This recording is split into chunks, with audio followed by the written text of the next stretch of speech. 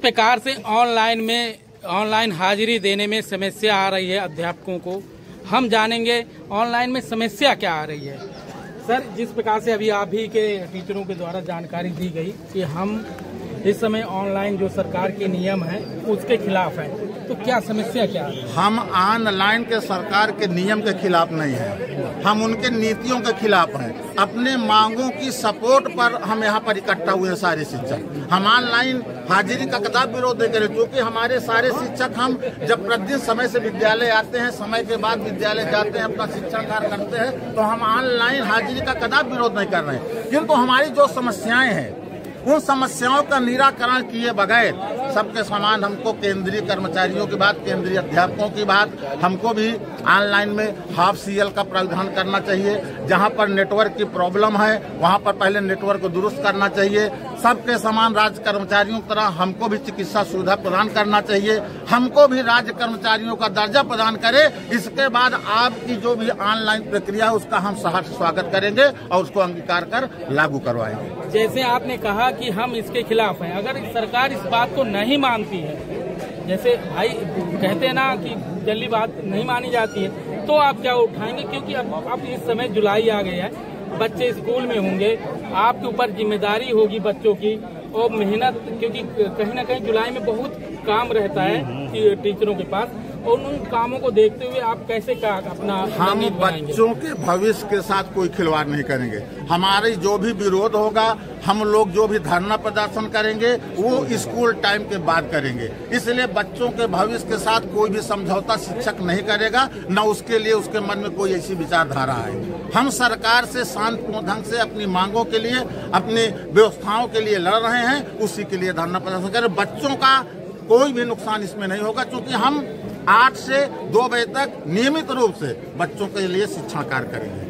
नहीं, जिस प्रकार से आपने ज्ञापन भी दिया होगा अपनी मांगों को लेकर, ज्ञापन में क्या क्या आपने मुद्दे रखे? हमने ज्ञापन में केंद्रीय कर्मचारियों के भांति हम सब लोगों को भी समान जो व्यवस्थाएं दी जाती हैं वो हमको भी दी जाए, वेतन भत्ते दिए जाएं, हम लोगों को कैसे चिकित्सा दी जाए, हम लोगों को ऑनलाइन में हाफ सीएल की भी व्यवस्था की जाए, हमको हर शनिवार को, सेकंड शनिवार को जैसे अन्य कर्मचारियों को छुट्टी मिलती है वैसे अध्यापकों को ही दी जाए। ऐसी विभिन्न हमारी मांगे हैं जो कि शासन तक पहुंचाई जा चुकी है। अब अपना नाम और पद? आलोक कुमार गर्ग, प्रधानाध्यापक कंपोजिट विद्यालय मऊ।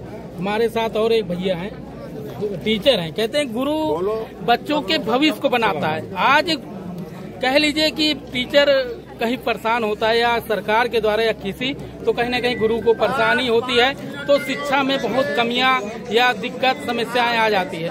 जानेंगे कि इस समस्या से कैसे निदान पाएंगे, कैसे क्या करेंगे आप इन समस्याओं को देखते हुए, क्योंकि चारों तरफ आपके पास समस्याएं हैं। नहीं, सरकार के नीतियों को हम सदैव पालन करने के लिए तैयार हैं और बच्चों के साथ कोई खिलवाड़ नहीं होगा।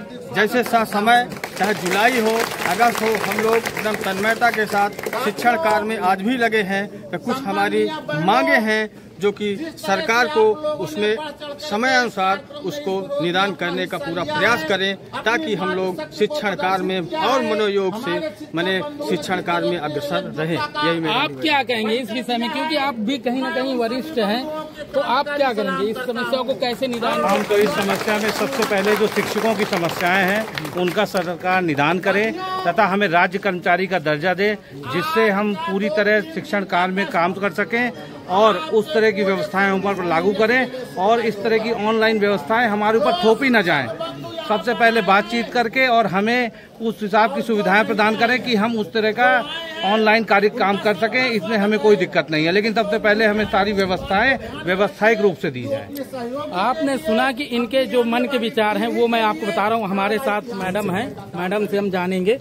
जैसे हमने अभी पुरुषों की बात रखी, आप लोगों की क्या कोई अलग मांग है कि इन्हीं सभी मांगों को लेकर आप? जी बिल्कुल अलग मांग ये है कि हमारे लिए आवासीय व्यवस्था की जाए। हम लोग 50-50 किलोमीटर दूरी से रास्ता तय करते हैं, जिसमें रास्ता ऐसी है कि हम लोग किस तरह विद्यालय पहुंचते हैं हम ही लोग समझ सकते हैं। तो ये सब समस्याएं जो हमारे लिए हैं, हाफ CL नहीं है, 14 CL में हम लोग पूरा साल कैसे बिताएंगे? हमारी 15 CL दी जाएं, हमें 15 हाफ CL दी जाए, 31 हमारी EL की जाए।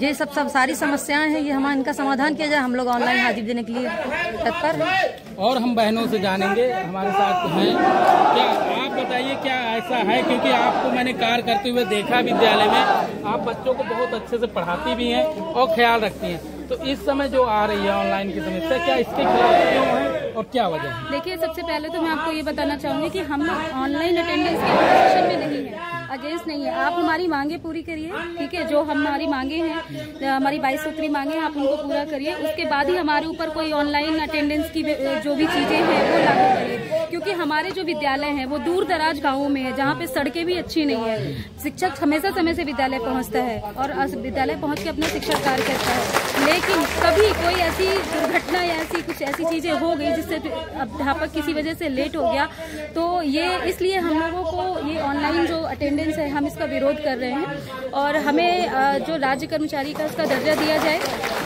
हमको EL दिया जाए। 14 CL में हम पूरा साल निकालते हैं, ठीक है? इसलिए हम लोग इस ऑनलाइन अटेंडेंस का विरोध कर रहे हैं। आप देखिए किस प्रकार से टीचर जो दिक्कत समस्या है उसको लेकर आलोक जी क्या कहते हैं, हम आपको सुनाते हैं।